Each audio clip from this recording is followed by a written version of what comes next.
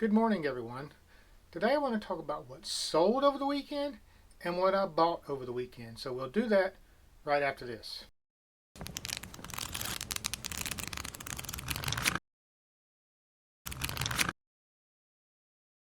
Welcome back. Before I get started, I want to remind you to please, if you like the content, you like what I'm telling you, you like the information that I'm providing for you, you like seeing what I find, you like seeing what I sell, how about hitting the subscribe button? It will really help me out. And I have 2 dogs to feed, so please hit the subscribe button, hit the bell notification, and hit the like button. I would appreciate it. Over the weekend, I had some good sales. Last video, one of the last videos I showed you, I told you about some books I picked up that I thought were worth real good money. I picked them up at a yard sale last weekend. It was the first yard sales post-virus, at least in my opinion. Well, 2 of the books that I listed and that I thought were real good money books did sell. The first one is this. I paid $1/4 for it. It has a few problems. It's torn. I sold this for $49.99. I paid $1/4 for it. Can't beat that, can you? And then the other book that I sold. Picked it up at the same sale last week. Sold it for $50. So 2 books from that sale have sold for $100 plus shipping. Now I went back to that sale on Saturday as well and picked up a few more items. In total, last week and this week, I spent $60 at that sale. I've sold 2 books for $100. I've already paid for everything else I bought at that sale and plus made $40. Those are my kind of sales. But let me show you what else I've got and sold.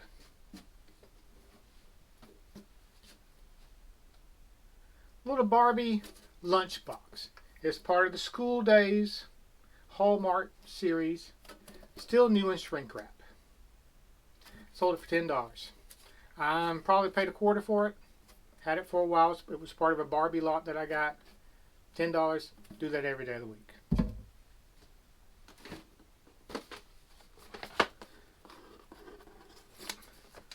Allied General World War II software. Now I always pick up vintage software. This is for old IBM style computers. It has a floppy disk in it. If you have a new Windows 10 computer, even Windows 7, this will not work. But there are still those out there who have the old computers and are looking for software. Anytime you see vintage software, especially with the box, especially shrink wrap, this is not, but if you see them shrink wrap, that's a bonus. But vintage software, especially games, will sell. I sold this one for, how much did I sell it for? I sold this one for $12.99. Probably paid $1 for it. What else did I sell? Sold some small vintage snow globes. Let me see if I can take one out and show you. Someone once said, do you pre-pack your stuff before you ship it? People said no, but things like this, I do. So if I can get it out of my little plastic bag, little Disney snow globe. Pretty cool, huh? I sold them for $25, 5 of them for $25. Probably paid $1/4 a piece for them. So I'm going to wrap it back up in the bag. I know everybody like me has these plastic bags, except maybe if you live out in California where I don't think they're legal anymore.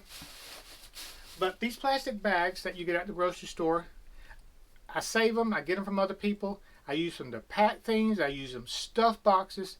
They're great at taking up some of the void. They're just overall good stuff to have on hand when you're packing stuff. So, little snow globes. I also sold, and this one's wrapped up as well. Let's see if I can't get it open. There we go. People say DVDs don't sell. DVDs do sell. Reba Seasons, 5 seasons. 6 seasons actually. Sold 6 seasons for $25. Paid $1 a piece for them. You do the math. Now I had other sales on eBay, but I also had sales on Amazon as well. I sell a lot of books. A lot of books. And they're my bread and butter. I also sell lots of DVDs. So this DVD, $15. It's a Girls Gone Wild type DVD, but this is Reggae Goes Wild 2. See footage of the wildest beaches and VIPs. Reggae town parties ever. $15. DVD sell. World War II and World War books. Not everyone sells, not everything is worth money. But you need to check the books. Always check the books. ACTB, always check the books. People don't want to fool with books. But if you take the time, they're worth money. Again, another book, $10. You see a $3 price tag on it. That's a little bit over the line, how much I want to pay for it. But, you know, $3, spend $3, make $10. You know, it's a little bit of profit. I'll do it. Obviously, I'll have to take the sticker off before I sell it. And official guide to gun marks. I think I mentioned last time, gun books, gun magazines, especially vintage gun magazines and vintage gun books, will sell. This one sold on Amazon. Paid a quarter for it to $1. I think it's like $10. Again, not a huge profit, but a consistent profit. You know, slow, fast dimes, fast nickels, slow dimes. That's what it is. They may not sell fast, but they will sell. And of course I sold What Would Jesus Do? This is a screensaver. I've had this in my inventory since 2012. I think the price had dropped to $1.99 with shipping. After all things, I'll probably make a little, $2.50. I will probably lose money on this after I add my packing, postage and the envelope I ship it in. I'll either lose money or break even, but it's out of my inventory, out of my way. I don't care. And again, another DVD. Got these in a huge lot of DVDs several years ago. Not a big money maker. I think it's sold for $5. But that's $5 I didn't have, and this DVD's out of my inventory. So that's in a nutshell. That's what I sold this week. Stop the presses. I've always wanted to say that, and I missed my one and only chance back in the early 1990s when I worked at the Milledgeville Union Recorder newspaper. It was about 11 o'clock at night, and I'd been there since maybe 1:30 or 2, maybe even earlier, and I was tired. I was the last person in the news department there, and all the pages had been put to bed. And I was heading out the door, and I heard the computers ding. Now the computers ding when the AP sends something over, and AP, Associated Press, sends something to us that they deem important. It could have been about flooding in some obscure county in the state. It could have been about a car chase in another obscure city. You just didn't know till you looked. But I heard it ding, and I paused. Should I go back and look? I thought for a second, nah, I'm going on home. Big mistake. When I got home, I turned on the TV, and it was the first shot of the Gulf War. I could have ran back to the press room, yelled, "Stop the presses," and if nothing else, got a little blurb on the front page of the paper. Would have been perfect, but no, I wanted to go home. I was sleepy, so I missed my one and only chance. Till right now, so let's do it again. Stop the presses. After I filmed this video yesterday, I sold a couple of more things. The first thing I sold was 4 vintage Pepsi Disney glasses. And I'm going to try to put the picture on the screen. Over here, wherever it comes up. Sold them for $25 plus shipping. Pretty good sell. Had them for a while. The other thing I sold was a book. Now, I'm always harping on books. Always check the books. And lately, I've been harping on county history books. City history books. And I think I showed you one yesterday that I sold for $50. Well, I sold another one. But this one on Amazon. Collections of Early County Historical Society 1979 Volume 2. Picked it up for $1, sold it for $50. I've had it for about a year, and like I said, sometimes they take a while to sell, but they always sell. I turned $1 to $50 just like that. You just can't beat that. Easy to pack, easy to store, easy to ship. So always check the books.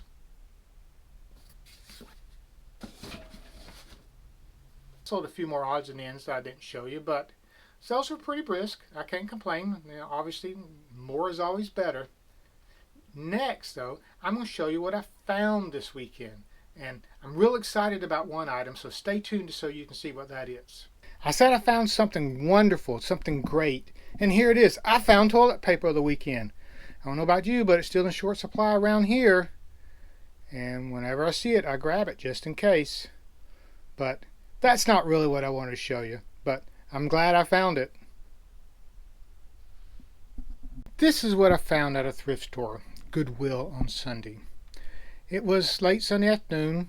Believe it or not, they're open like from 11 to 6 now. I never understand the shortened hours. If you're going to be open. But Sunday afternoon, walk around, picked up a couple of books, turned the corner and decided I was going to walk over to the little section where they got furniture and some larger pieces. And bam, there it was. A whopping $15.50. Not a bad price. It's missing the ladder, and the bell is a little rusted, but still works. And this is something we can put in our booth for at least $60. So if turn 15 into 60, I'll do that.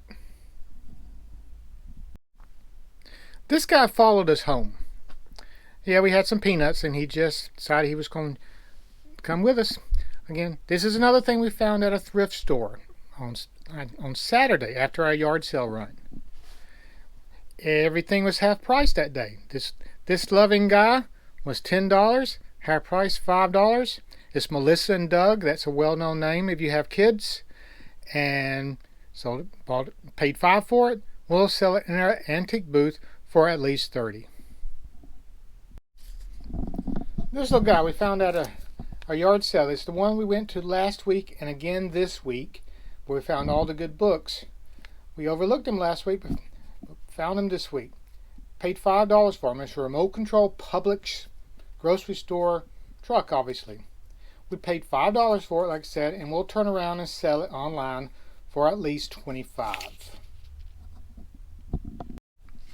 This is one of our better finds. It's pre-owned, obviously. We found it at an estate sale. And at this particular estate sale, they were, when you asked them for a price, they say, wait a minute, let me look it up. And they would look it up on eBay or Amazon or whatever they did to try to find the price. Then they would obviously knock down the price, because you're not going to charge eBay prices at an estate sale, you hope. But they would knock down the price. But it had a $10 price tag on it. Well, I've seen these before, and I just missed one at a yard sale one time, but I knew this was a good find, so I picked it up for $10. Looked it up online. It sells for at least $175 online. I won't try to ship this because that's such a pain, but I will put it in a booth for probably $150. I'm sure it'll be a quick sale. I'm not real sure what this is. Obviously, University of Georgia. It's made of glass.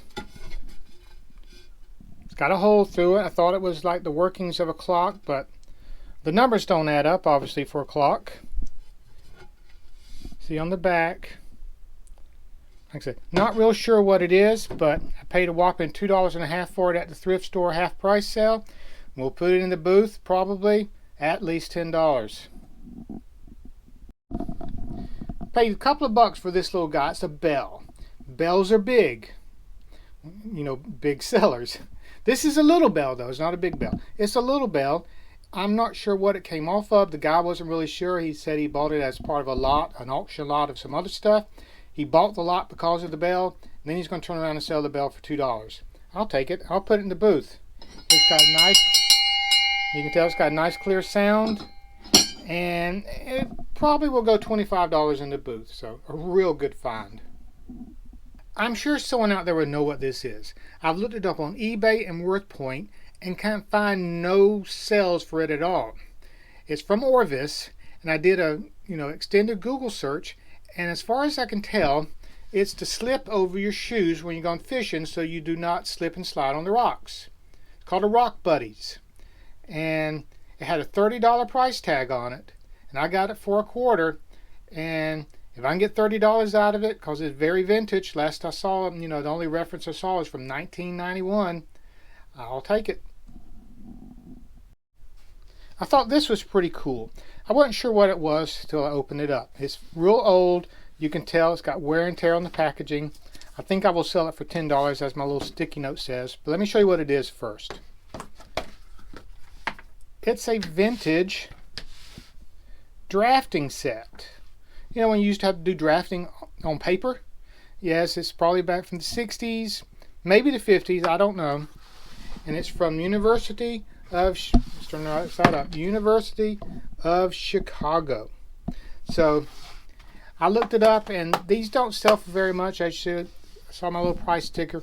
It's probably worth at least $10, but it's pretty cool if you like old stuff.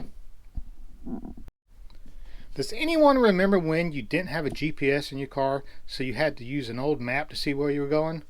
I sort of remember it. I remember trying to drive to New Orleans from Georgia one time just using maps. Did not have a GPS at the time. Got lost in Columbus and had to stop and look at another map. Finally made it, but it was I got a GPS soon after.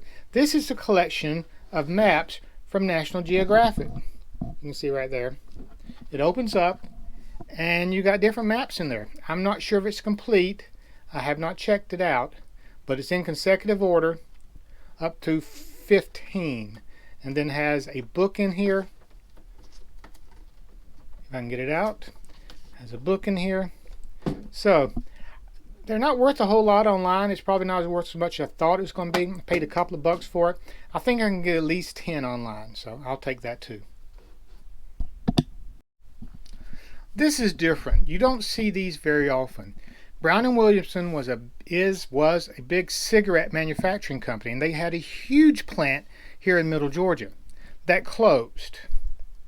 So this is, I'm not sure, when it was given out, but I did have read that they gave out some to their employees when they were sold out to another big company.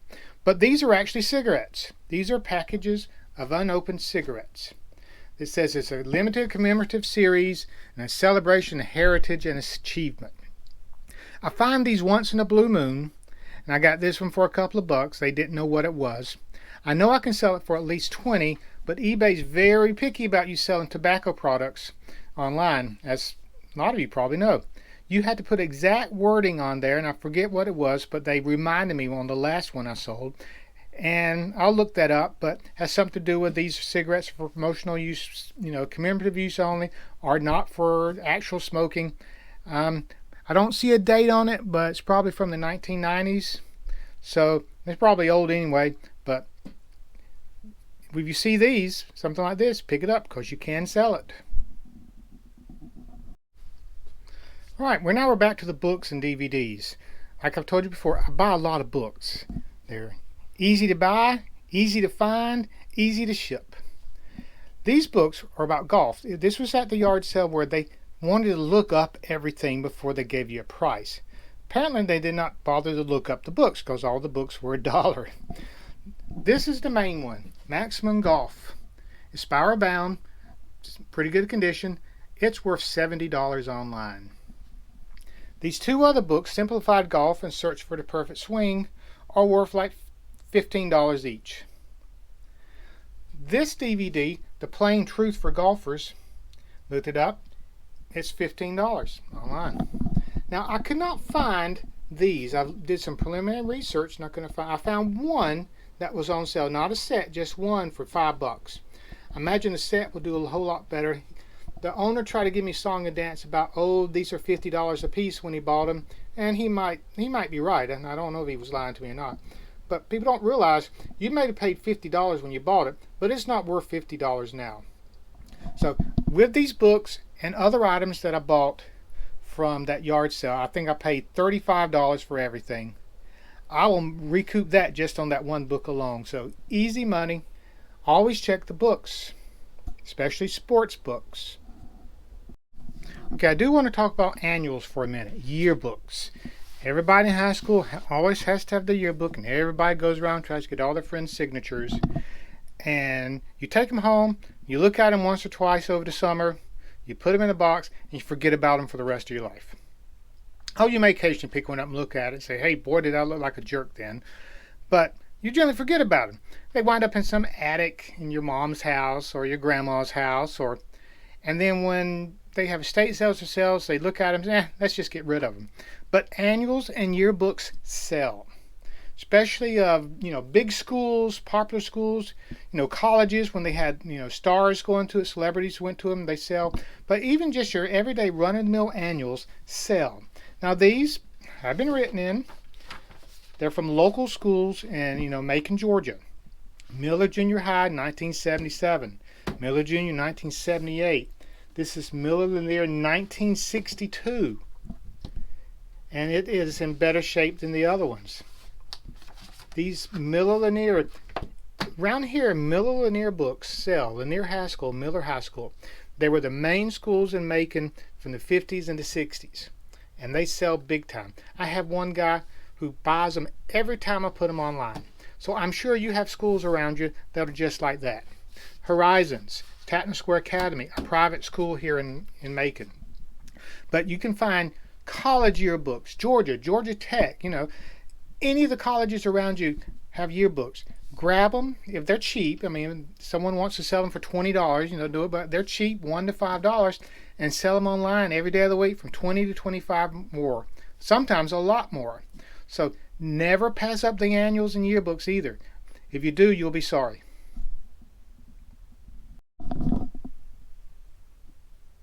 All right, that's everything I wanted to show you today. I've talked about what I sold, and I've talked about what I found. I've made a mess in my warehouse. Getting all the stuff out so I could show you. It's all going to be listed. Might take a while, but that's the nature of the game. Past month we haven't found very much, and I had a chance to get the warehouse cleaned up. Now it's getting kind of full again. I just got to take the time to go through it all. So with that being said, I'm going to sign off, and until next time, we'll talk again.